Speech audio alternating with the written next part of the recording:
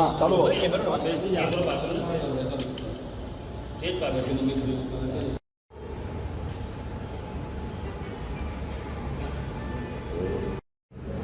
બધા ધીમે ધીમે ફરતા રહેજો કે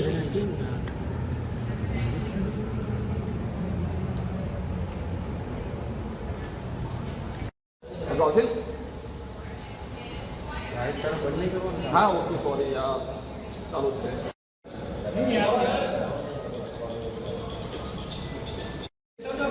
જોડે ચાલો બધાને જોડે મને જોડે લાવ બસ બરાબર ના ના આવાજ પાછું આવી જાઓ દાદા બદલાવવાના લાય ચાલો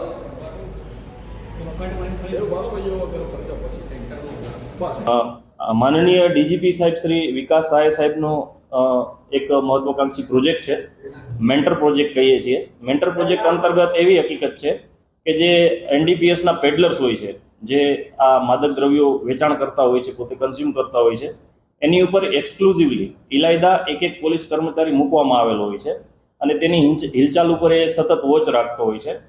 તો એ મુજબ અમારા એસઓજીમાંથી મુકેશભાઈ જાયમલભાઈ કરીને હેડ કોન્સ્ટેબલ છે, જે હાલનો જે આરોપી છે મોઇન ઉર્ફે MK son of Iqbal Hussain Dhallawala, એ એની વોચમાં હતા અને એ વોચમાં એની તપાસ કરવા માટે ગયેલા અને એ દરમિયાન એમની પાસે ત્યાં મુદ્દામાલ પકડાઈ આવેલો.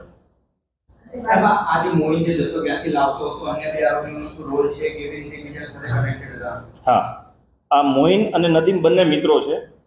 મોઇનનો ભાઈ છે રિક્ષા ચલાવે છે અને નદીમ છે એ પણ રિક્ષા ચલાવે છે. એટલે બંનેનો સંપર્ક થયેલો 4-5 મહિના પહેલા અને એ સંપર્ક દરમિયાન એને બંને જણા રતલામ જઈ રતલામ મુકામેથી એ આ મુદ્દામાલ જે એનડીપીએસનો છે MD ડ્રગ્સ એ લાવેલા.